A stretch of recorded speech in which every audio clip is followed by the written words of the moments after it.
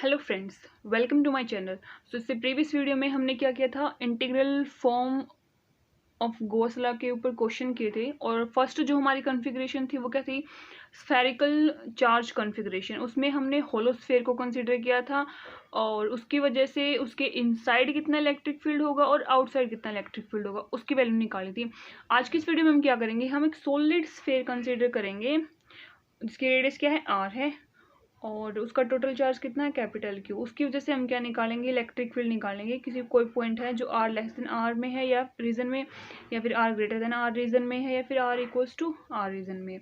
सो first अगर हम part देखें कि r less than are region है, तो उसके लिए हमें क्या निकालना है, magnitude of electric field. First step क्या था, write the integral form of Gauss law. वो क्या होगी, E dot D A is का integration over a close surface is equals to Q enclose divide by epsilon naught. Now our target is to find the value of Q enclosed for R less than R. ठीक है, इस reason में हमें क्या बताना है कि कितना चार्ज एनक्लोज्ड है। हमें पता है कि जो टोटल वॉल्यूम है उसमें कितना चार्ज है, क्यू चार्ज है in whole volume, that is 4/3 pi capital R cube. Total charge is capital Q. अगर हम 1 यूनिट वॉल्यूम की बात करें तो उसमें चार्ज कितना हो जाएगा, Q divide by 4/3 pi R cube. और जो हमारा गॉसियन सरफेस हमने कंसिडर किया है उसका वॉल्यूम कितना है, 4/3 पाई स्मॉल आर क्यूब। हमें इसमें देखना है। सो हॉल में तो कैपिटल क्यू था, 1 यूनिट में Q by 4/3 pi R cube है। और अगर इतने में देखेंगे तो जो 1 यूनिट में है उससे मल्टीप्लाई कर देंगे। सो हमारे पास क्या आ गया, जो हमारा गॉसियन सरफेस था R less than are region के लिए, उसमें कितना चार्ज एनक्लोज्ड है, capital Q small are cube divide by capital R cube. ठीक है, अब जो डायरेक्शन है किसकी, इलेक्ट्रिक फील्ड की और एरिया वेक्टर की, वो क्या है, आर कैप है। सो जो इंटीग्रेशन इनटू ई डॉट डी एस को हम क्या लिख सकते हैं, मैग्नीट्यूड ऑफ ई बार आ जाएगा, integration over close surface D A is equals to Q N close divide by epsilon naught. Q enclose हमने निकाल लिया, अब कितना था, capital Q small are cube divide by capital R cube. ठीक है, अब हमें क्या देखना है कि एरिया कितना होगा। अब जो हमारा गॉसियन सरफेस है वो क्या, एक स्फेयर है और उसकी रेडियस कितनी है, स्मॉल आर है। सो एरिया कितना हो जाएगा, 4 पाई स्मॉल आर का स्क्वायर। तो यहाँ से आर के स्क्वायर से आर की 2 पावर यहाँ से और यहाँ से कैंसिल होगी। सो हमारा फाइनल इलेक्ट्रिक फील्ड का मैग्नीट्यूड कितना आ गया, 1/4 pi epsilon naught capital Q divide by R cube into R. अगर हम इसको वेक्टर फॉर्म में लिखें तो जो इलेक्ट्रिक फील्ड की डायरेक्शन थी वो क्या थी, आर कैप। तो ये हमारी क्या होगी, वेक्टर फॉर्म में इलेक्ट्रिक फील्ड की वैल्यू। अब अगर हम पॉइंट कंसीडर करें R greater than are region में, उसके लिए मैग्नीट्यूड ऑफ इलेक्ट्रिक फील्ड देखते हैं कितना होगा, सॉलिड स्फेयर की वजह से। ठीक है, कोई पॉइंट है यहाँ पे, इस पे बताना है कि इलेक्ट्रिक फील्ड क्या होगा इस सॉलिड स्फेयर की वजह से। तो फर्स्ट स्टेप क्या है, इंटीग्रल फॉर्म लिखो गॉस लॉ की। वो क्या हो जाएगी, integration over close surface E dot D A is equals to Q enclose divide by epsilon naught. अब अगर हम देखें इस रीजन के अंदर टोटल कितना चार्ज एनक्लोज है, यही वाला चार्ज एनक्लोज है ना, ये कितना है, कैपिटल क्यू। सो कितना हो गया, capital Q divide by epsilon naught. अब जो डायरेक्शन है किसकी, इलेक्ट्रिक फील्ड की और डी ए वेक्टर की, वो दोनों क्या है, आर कैप।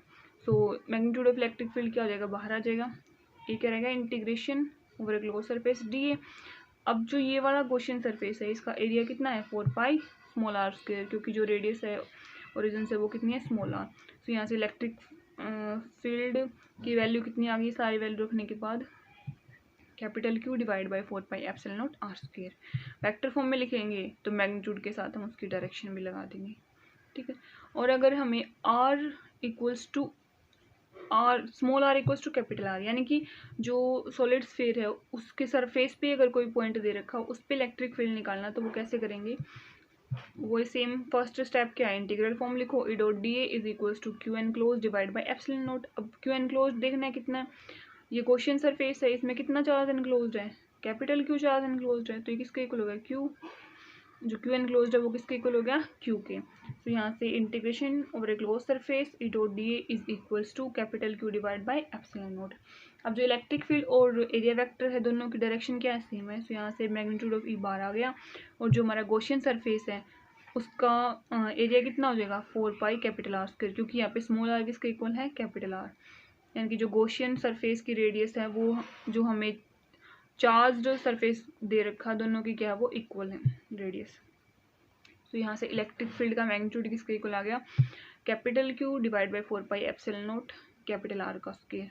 और अगर हम इसको वेक्टर फॉर्म में लिखेंगे तो क्या हो जाएगा, उसकी डायरेक्शन और लिख देंगे साथ में उसके मैग्नीट्यूड की, यानी कि E vector is equals to Q divide by 4πε0 R square into R cap. So इस क्वेश्चन में क्या था, एक सॉलिड स्फीयर गिवन था जिसके ऊपर टोटल चार्ज कैपिटल Q था और उसकी रेडियस कितनी थी R। हमने क्या किया है, कोई पॉइंट कंसिडर किया P, जो अगर R less than R region में हो, यानी कि इस स्फीयर के अंदर हो तो उस पर इलेक्ट्रिक फील्ड क्या होगा, अगर वो स्फीयर के बाहर हो तो इलेक्ट्रिक फील्ड कितना होगा, अगर वो सरफेस के ऊपर है तो इलेक्ट्रिक फील्ड कितना होगा। ठीक है, सबसे वो सारे स्टेप हमने क्या कैसे अप्लाई किए कि फर्स्ट स्टेप तो यही था कि जो गॉस लॉ उसकी इंटीग्रल फॉर्म लिखो। सेकंड स्टेप में हमने क्या किया था, गॉसियन सरफेस है उसको ड्रॉ किया था। उसके बाद हमने क्यू एन क्लोज देखा था उस गॉसियन सरफेस में कितना है। उसके बाद हमने इस इंटीग्रल को सॉल्व किया और मैग्नीट्यूड ऑफ ई निकाल लिया। अब अगर हम एक और क्वेश्चन देखें जिसके अंदर एक सॉलिड स्फीयर गिवन है जिसकी रेडियस क्या है आर, और इस बार हमें वॉल्यूम चार्ज डेंसिटी गिवन है। पिछली बार हमें क्या दे रखा था, सॉलिड स्फीयर पे टोटल चार्ज क्यू गिवन था, अब की बार हमें रो दे रखी, वो भी क्या कांस्टेंट। तो इसके लिए हमें क्या निकालना, ई निकालना है are less than are region में, r greater than are region में और आर इक्वल्स टू आर पे। तो फर्स्ट अगर देखिए r less than are region में, so integration E dot D A is equals to Q N close divide by epsilon naught. ये क्या होगी हमारी गॉस लॉ की इंटीग्रल फॉर्म। सेकंड स्टेप क्या, हमें गॉसियन सरफेस ड्रॉ करना आर लेस देन आर में, तो क्या होगा इसके इनसाइड कोई कोसेंट्रिक स्फीयर होगा। ठीक है, अब हमें क्या निकालना है, क्यू एनक्लोज, यानी कि गॉसियन सरफेस में कितना चार्ज एनक्लोज है वो देखना है।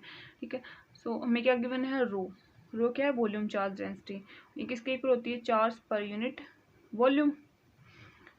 तो यहाँ से चार्ज किसके इक्वल आ गया, रो इनटू वॉल्यूम। सो क्यू एन क्लोज किसके इक्वल आ गया, इंटीग्रेशन रो डी टू। रो तो हमारी कांस्टेंट है, बाहर आ गई, क्या होगा इंटीग्रेशन डी टू, यानी कि हमें वॉल्यूम देखना है कितना। वैसे अगर सिंपली देखें तो ये स्फीयर है, इस स्फीयर का वॉल्यूम का फॉर्मूला क्या होता है, 4/3 पाई स्मॉल आर क्यूब। पर अगर हम स्फेरिकल कोऑर्डिनेट्स का यूज़ करके निकालें, जो फर्दर क्वेश्चंस में देखेंगे, जब हमें रो कांस्टेंट ना गिवन हो तो उन केसेस में क्या करेंगे, हम डीटो को स्फेरिकल कोऑर्डिनेट्स में लिखेंगे। तो डीटो स्फेरिकल कोऑर्डिनेट्स में क्या होता है, R square sine theta D R D theta D phi, और जो आर की लिमिट है वो देखेंगे कि कहाँ से कहाँ तक वेरी कर रही है। इस केस में जो आर है वो कहाँ से कहाँ तक वेरी कर रहा है, 0 से स्मॉल आर तक, और थीटा है वो क्या है, 0 से पाई, और फाई की वैल्यू 0 से 2 पाई तक वेरी कर रही है। ठीक है, सो जब हमें लिमिट पुट करेंगे तो फाइनल हमारे पास यही वॉल्यूम की वैल्यू आ जाएगी, 4/3 पाई आर क्यूब। अब जो डायरेक्शन, तो क्यू एन क्लोज कितना हो गया, तो यहाँ से क्यू एन क्लोज कितना हो गया, rho into 4/3 pi small are cube. जो डायरेक्शन है किसकी, इलेक्ट्रिक फील्ड की और डी ए की, दोनों क्या है, आर कैप है। तो हमने जब ये सारी चीज़ें इसमें इंटीग्रल फॉर्म में अप्लाई की तो यहाँ से मैग्नीट्यूड ऑफ ई तो बाहर आ गया, integration D A is equals to Q enclose कितना है, rho into 4/3 pi small are cube divide by epsilon naught. तो यहाँ से जो डी ए है हमारा वो किसके, यानी कि एरिया किसका, गॉसियन सरफेस का, वो कितना हो गया, 4 पाई स्मॉल आर स्क्वायर। और जब इसकी वैल्यू हमने डी ए की वैल्यू रखी तो यहाँ से 4 पाई से 4 पाई कैंसिल हो गया और आर की 2 पावर दोनों साइड से कैंसिल हो गई। तो फाइनली हमारे पास मैग्नीट्यूड कितना आ गया, rho r divide by 3 epsilon naught. और अगर हम वेक्टर फॉर्म में लिखें तो क्या हो जाएगा, इसका मैग्नीट्यूड इनटू जो डायरेक्शन, डायरेक्शन क्या है आर कैप में। ये तो हमने किसके लिए निकाला है, are less than are region के लिए। सो बस वो स्टेप्स अप्लाई करते जाना है कि सबसे पहले हमें इंटीग्रल फॉर्म लिखनी है, फिर हमें गॉसियन सरफेस ड्रॉ करना, फिर हमें क्यू एन क्लोज देखना है कितना है, फिर लेफ्ट और राइट दोनों को सॉल्व करना है। अब अगर हम R greater than are region के लिए देखें, सो फर्स्ट स्टेप हमने अप्लाई कर दिया, इंटीग्रल फॉर्म लिख दी, उसके बाद क्यू एन क्लोज देखे, सो क्यू एन क्लोज क्या हो जाएगा, rho D to, row constant है बाहर आ जाएगी, और जो डी टो है उसको हम स्फेरिकल उसमें कैसे लिखेंगे, R square sine theta D R D theta D phi. अब जो हमारा गॉसियन सरफेस है, ये तो हमारा क्या है, सॉलिड सरफेस जिसमें कितना चार्ज एनक्लोज्ड है, ये है हमारा क्या, गॉसियन सरफेस। अब हमें देखना है कि जो आर की लिमिट है वो क्या होगी, चार्ज कहाँ से कहाँ तक है, ये कैपिटल आर की रेडियस है ना, तो चार्ज तो हमारे इसी रीजन के अंदर है ना, तो चार्ज तो इसी रीजन के अंदर है। सो आर की लिमिट कहाँ से कहाँ तक हो जाएगी, 0 से कैपिटल आर तक। सो इस बार हमारा जो क्यू एन क्लोज है वो कितना हो गया, rho into 4π/3 capital R cube. Same आगे क्यू एन क्लोज की वैल्यू रख दी, और ई और डी ए दोनों की डायरेक्शन सेम है, सो ई बाहर आ गया, और डी ए कितना हो गया 4π r², और ये किसके इक्वल हो गया, rho by epsilon naught 4/3 capital R cube. यहाँ से 4π से 4π कैंसिल हो गया, so magnitude of electric field किसके इक्वल आ गया, rho capital R cube divide by 3 epsilon naught r²। अगर हमें डायरेक्शन लिखनी है तो वो साथ में क्या आ जाएगी, आर कैप आ जाएगा। अब अगर हम कोई पॉइंट कंसीडर करें इसके सरफेस पे, जो हमारा सॉलिड स्फीयर उसकी सरफेस पे, उस पर इलेक्ट्रिक फील्ड क्या होगी। सो फर्स्ट स्टेप हमने अप्लाई कर दिया, जो इंटीग्रल फॉर्म थी वो लिख दी। उसके बाद हमें क्या देखना है, क्यू एन क्लोज कितना है। सो जो ये हमारा क्वेश्चन सरफेस है इसमें क्यू एन क्लोज कितना हो गया, वो जो पिछली बार था 4/3 capital R cube into rho. उसकी इन सभी की वैल्यू हमने किसमें पुट कर दी, जो इंटीग्रल फॉर्म में थी। तो यहाँ से मैग्नीट्यूड ऑफ बी ई बाहर आ गया, integration D A 4/3 capital R cube rho divide by epsilon naught. अब डी ए क्या हो जाएगा, जो क्वेश्चन सरफेस है उसका एरिया, और वो ये क्या है, एक स्फेयर, स्फेयर का कितना हो जाएगा 4πr², और यहाँ पे आर किसके इक्वल है, जो स्फेयर की रेडियस है यानी कि कैपिटल आर। तो यहाँ से क्या आ गया, ई इंटू 4π कैपिटल आर का square is equals to 4/3 πr³ rho divide by epsilon naught. यहाँ 4πr के दोनों साइड से कैंसिल हो गया, तो मैग्नीट्यूड ऑफ इलेक्ट्रिक फील्ड किसके इक्वल आ गया, rho capital R divide by 3 epsilon naught. Vector form में लिखेंगे तो साथ में उसकी डायरेक्शन आ जाएगी। ठीक है, इसमें क्या था, हमें रो कांस्टेंट गिवन था। हमने जब वो देखा था कि यूजफुल होगा गॉस लॉ कुछ पर्टिकुलर कॉन्फ़िगरेशन के लिए, तो उसमें हमने बोला था कि जो रो है ना वो सिर्फ या तो कांस्टेंट हो सकती है, सिर्फ आर का फंक्शन हो सकती है, ना वो थीटा का हो सकती है ना वो फाई का हो सकती है। अभी तक हमने क्या देखा कि रो कांस्टेंट थी। अब अगर हम इसको देखें कि अगर रो कांस्टेंट ना हो के आर का फंक्शन हो, तो उसके लिए हम कैसे निकालेंगे magnitude of electric field.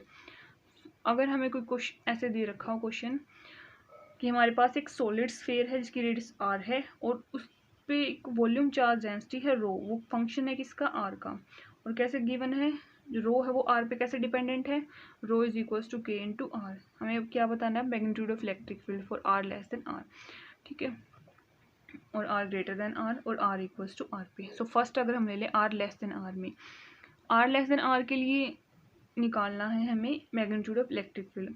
First step क्या है, इंटीग्रल फॉर्म लिखो गॉस लॉ की, वो क्या हो जाएगी, integration over close surface E dot d is equals to Q N close divide by epsilon naught. Second step क्या, हमें गॉसियन सरफेस ड्रॉ करना, ये हमने गॉसियन सरफेस ड्रॉ कर लिया।